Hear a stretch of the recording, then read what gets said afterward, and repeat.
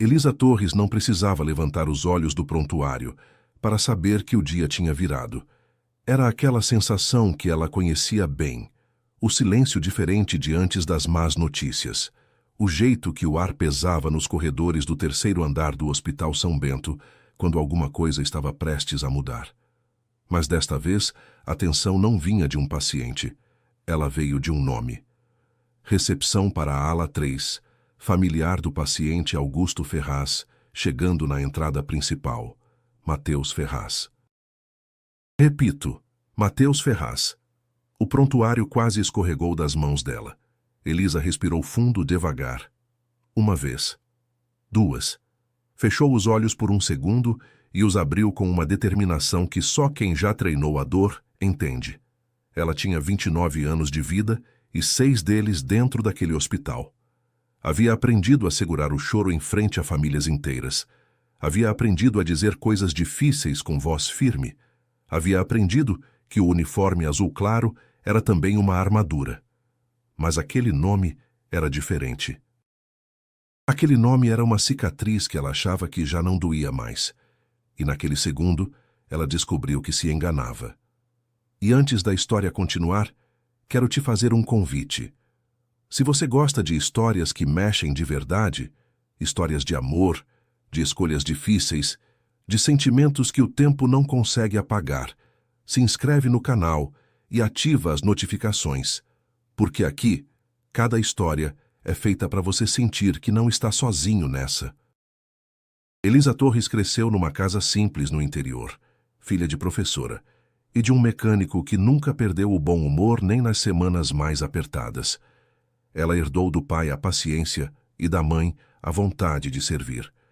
Desde pequena, enquanto outras crianças brincavam de professora, ela brincava de médica. Não do jeito dramático que aparece nos filmes. Ela só queria mesmo cuidar, de qualquer coisa, de qualquer pessoa. Aos 23 anos, formou-se em enfermagem com distinção. Aos 24, conseguiu uma vaga no Hospital São Bento, um dos mais movimentados da cidade. E ali ela ficou. 6 anos construindo uma reputação que não precisava de holofotes, precisava só de presença, de constância e daquele cuidado silencioso que transforma um ambiente frio em algo mais humano. Os colegas a chamavam de a enfermeira das flores. Ela tinha o hábito de levar um galho de algo colorido quando sabia que algum paciente estava passando por um momento especialmente duro. Não era protocolo. Era ela mesma. Uma vez levou uma pequena hortênsia roxa para uma idosa que ia passar o aniversário sozinha na internação. A mulher chorou.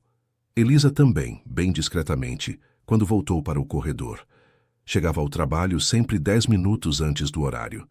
Não porque fosse exigido, mas porque aqueles 10 minutos eram dela. Ela gostava de dar uma volta rápida pelo corredor quando ele ainda estava quieto, antes do movimento do dia começar. Naquele silêncio de manhã cedo, ela conseguia ser só ela, sem pressa, sem prontuário na mão. Só ela e os passos ecoando no linóleo.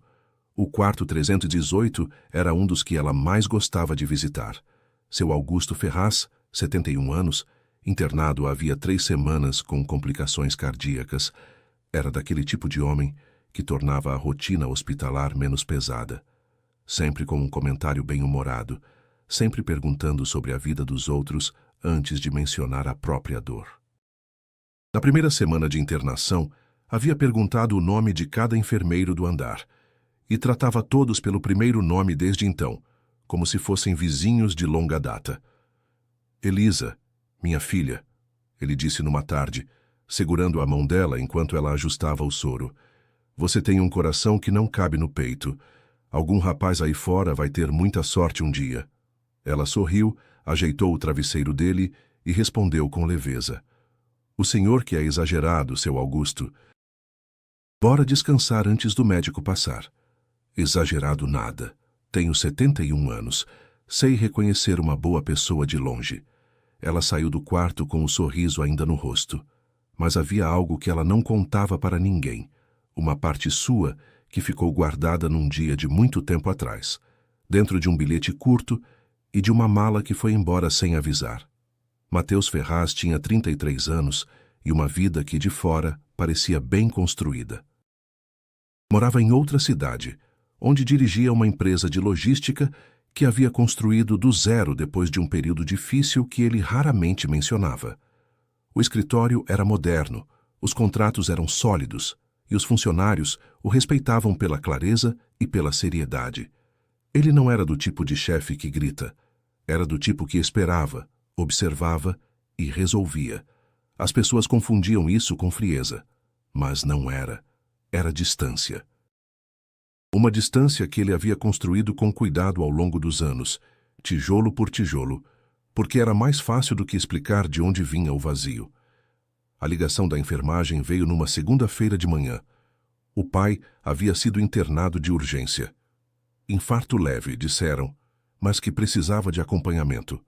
Mateus desligou o telefone, ficou parado por um momento no meio do escritório vazio. Ele sempre chegava antes de todos. E depois ligou para remarcar as reuniões do dia. Pegou o primeiro voo disponível. Dentro do táxi, no caminho ao hospital, olhou pela janela e pensou no quanto tudo parecia diferente, e no quanto algumas coisas por dentro continuavam exatamente no mesmo lugar. E havia um nome que ele tentou não pensar, mas que apareceu mesmo assim, como sempre aparecia quando voltava para aquela cidade. Elisa. Ele não sabia que ela trabalhava no Hospital São Bento. Não havia como saber. Era o tipo de coincidência que ninguém planeja, porque parece improvável demais. Mas a vida, às vezes, tem uma forma muito particular de colocar as pessoas onde elas precisam estar, mesmo quando elas não estão prontas para isso. Elisa estava de costas para a porta quando ele entrou no quarto 318. Ela anotava algo no prontuário, concentrada, a caneta se movendo com a segurança de quem já fez aquilo milhares de vezes. Seu Augusto estava acordado, olhando para a porta com uma alegria que pareceu nova quando disse: "Meu filho, você veio." Ela se virou. E o tempo fez aquela coisa cruel que só o tempo sabe fazer. Parou. Mateus estava parado na entrada do quarto, mala de mão ainda no ombro. O terno escuro levemente amassado como quem veio direto do aeroporto. Os olhos castanhos, os mesmos que ela havia tentado esquecer por anos, estavam fixos nela com uma expressão que misturava choque com algo que ela não queria nomear. Elisa foi a primeira a se mover. Deu um passo lateral, um gesto pequeno mas calculado, como quem precisa colocar distância sem parecer que está fugindo. "Boa tarde. Sou Elisa, enfermeira responsável pelo seu pai. Que bom que conseguiu chegar." A voz saiu firme. Ela ficou orgulhosa disso. Mateus abriu a boca. Fechou. Tentou de novo. "Elisa."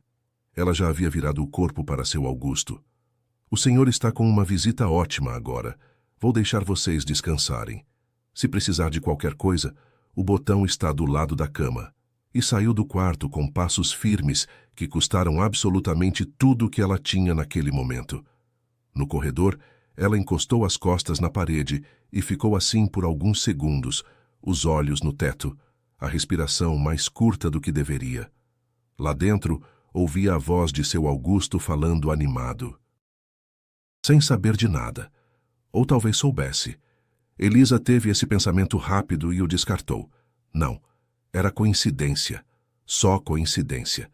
Ela endireitou o uniforme, pegou o prontuário de volta e foi para o próximo quarto. O trabalho continuava, sempre continuava. Os dias seguintes foram de uma tensão que só eles dois sentiam. Mateus chegava pela manhã, ficava até o começo da tarde. Elisa fazia o turno das 2 até as 10 da noite. Eles se cruzavam na troca de horário com a pontualidade incômoda de um relógio que ninguém pediu para funcionar assim. Trocavam um aceno neutro, cada um seguia seu caminho. 2 ímãs invertidos que o corredor do terceiro andar obrigava a se aproximar todo dia. Seu Augusto não dizia nada, mas via tudo. Numa tarde de quarta-feira, quando Elisa ajustava o soro e anotava os dados do dia, o idoso segurou o pulso dela com uma suavidade que não combinava com a pergunta direta que fez. "Você conhece meu filho?" Não era uma pergunta. Elisa continuou escrevendo sem pausar. Todo paciente merece atenção igual, seu Augusto. Não perguntei sobre a atenção. Perguntei se você o conhece. Ela anotou os últimos dados, colocou a caneta no bolso do uniforme e finalmente olhou para ele. O senhor precisa de mais alguma coisa antes de eu ir? Seu Augusto sorriu levemente. Sabia quando não pressionar. Não, minha filha, pode ir. Foi numa noite de quinta-feira que as defesas cederam um pouco. Elisa estava na copa aquecendo o jantar que trouxera de casa, arroz, feijão e uma sobrecoxa que havia sobrado do dia anterior, quando ouviu a porta abrir. Não precisou virar para saber quem era. O silêncio mudou de textura. Posso? Perguntou Mateus. Ela não respondeu sim. Também não saiu. Ele interpretou isso como uma abertura e foi até a máquina de café. Por um momento os dois ficaram em lados opostos da bancada, cada um com o seu. A copa era pequena, o silêncio era grande. Como ele está de verdade? Mateus perguntou, baixando a voz. Sem o filtro do prontuário. Está estável. O coração responde bem à medicação. Se continuar assim, em uma semana ele tem alta. Você cuida bem dele. É o meu trabalho. Uma pausa. Elisa. Mateus. Ela o cortou antes que ele terminasse. Tem um homem naquele quarto que precisa dos dois inteiros. Depois que ele sair, você vai embora, e eu vou continuar com a minha vida. Não precisa de conversa nenhuma para isso. Ele ficou olhando para o café. E se eu não quiser ir embora desta vez? Ela pegou o pote de comida e saiu da copa sem responder. Mas no caminho de volta ao corredor, ela percebeu que a mão estava tremendo levemente. E não era de fome. Foi seu Augusto quem forçou a conversa. Numa tarde em que Elisa entrou no quarto e encontrou Mateus sentado na poltrona ao lado da cama com o laptop aberto, o idoso pediu com uma voz calma, mas que não deixava espaço para recusa. Fecha a porta, minha filha. Quero contar uma coisa para vocês dois. Elisa hesitou. Mateus fechou o computador devagar. Nenhum dos dois disse nada. Ela fechou a porta e ficou de pé, encostada na parede, os braços cruzados. Não por raiva, mas porque precisava segurar alguma coisa. Eu sabia, disse seu Augusto, olhando para o filho com uma firmeza que contrariava a fragilidade do corpo. Quando você foi embora naquela época, eu sabia que estava fugindo, só não sabia de quê. E aí, uns 2 anos depois, conheci a Elisa aqui no hospital. E aí entendi tudo. Mateus baixou a cabeça.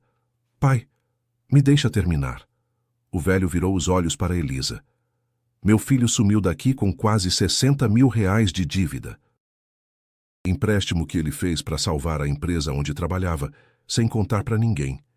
A empresa faliu de qualquer jeito, e ele ficou com a dívida e com a vergonha. Elisa não se mexeu. Ele não foi embora porque não te amava. Seu Augusto continuou, a voz firme apesar do cansaço. Ele foi embora porque tinha vergonha demais de te pedir para ficar ao lado de alguém que estava afundando. O silêncio que se seguiu foi diferente dos outros. Não pesado, vazio. Um silêncio que só podia ser quebrado com palavras honestas. Mateus levantou os olhos para ela, a primeira vez que a encarou de frente desde que havia chegado. Eu devia 57 mil reais. Não tinha emprego. Morava num quarto com goteira no teto. Você estava terminando a faculdade, tinha um futuro claro pela frente. Achei que, se ficasse, ia te puxar para baixo comigo. Elisa sentiu a garganta apertar. Então você decidiu por mim. Sim. Sem me perguntar o que eu queria. Sim. Ela respirou fundo antes de falar. Mateus, eu não precisava de estabilidade financeira. Eu precisava de você. E você tirou a minha escolha. Isso é o que dói até hoje. Não a partida em si. É que você decidiu sozinho o que eu merecia, como se eu não fosse capaz de escolher ficar. Ele ficou em silêncio. Não havia argumento para aquilo, e ele sabia disso. Elisa abriu a porta e saiu, mas desta vez, no corredor, ela não encostou na parede. Ela caminhou rápido até o banheiro do fim do corredor, abriu a torneira fria e deixou as lágrimas virem. As que ela havia represado por anos inteiros, que ela achava que já haviam secado, mas que estavam ali, esperando aquela conversa.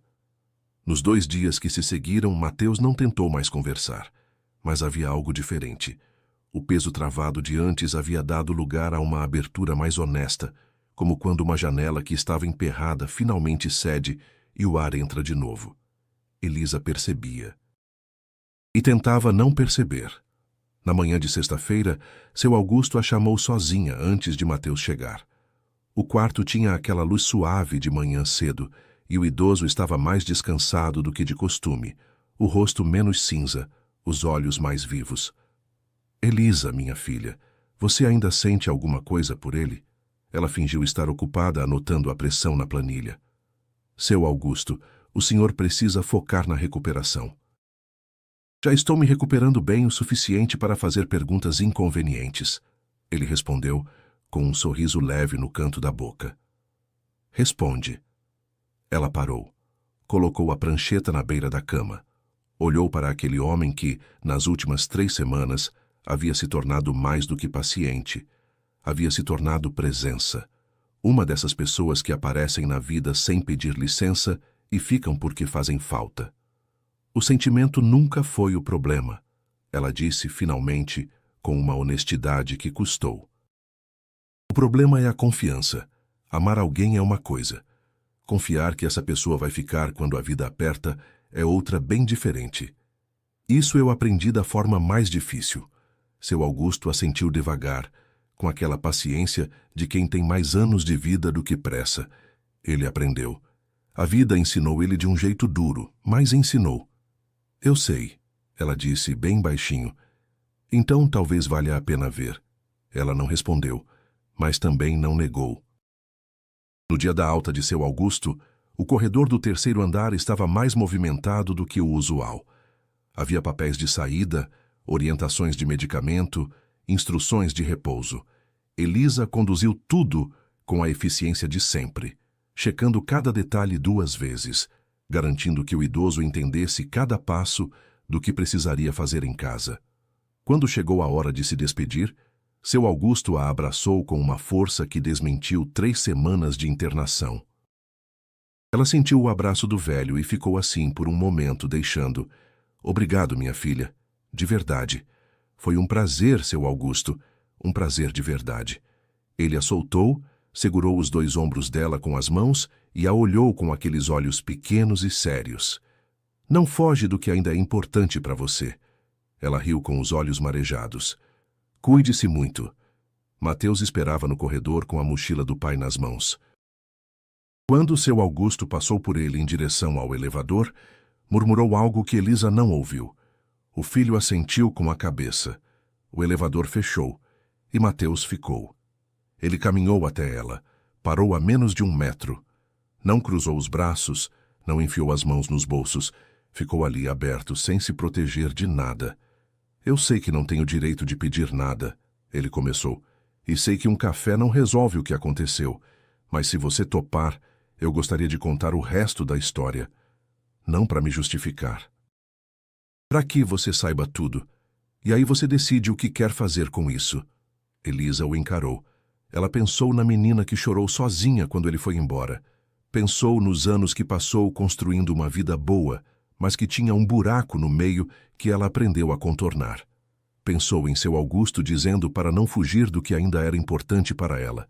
E pensou, pela primeira vez com clareza, que guardar tudo dentro também era uma forma de fugir. Um café, ela disse. Só um café. Ele quase sorriu. Aquele quase que ela conhecia bem. Só um café. Algumas semanas depois, a janela do apartamento de Elisa pegava sol de manhã. Ela havia descoberto isso numa tarde de domingo em que ficou em casa sem fazer nada, algo raro para ela, e observou a luz mudar de ângulo na sala ao longo do dia. No parapeito, ela havia colocado 3 vasos com margaridas, as flores que ela sempre achou bonitas demais para ficarem só na imaginação de alguém. O telefone tocou. Oi, disse a voz do outro lado. Oi, ela respondeu sorrindo antes mesmo de perceber que estava sorrindo. Meu pai quer saber se você vai no aniversário dele sábado. Claro que vou. Ele já sabe disso. Sabe? Acho que queria uma desculpa para te ligar. Elisa olhou pela janela. A rua estava calma. O sol estava bom. Mateus, você está na frente do meu prédio de novo, né? Uma pausa breve. Posso ter comprado margaridas.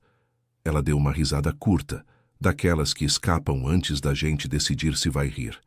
Sobe. Algumas histórias não voltam para ser repetidas. Elas voltam para ser vividas do jeito certo.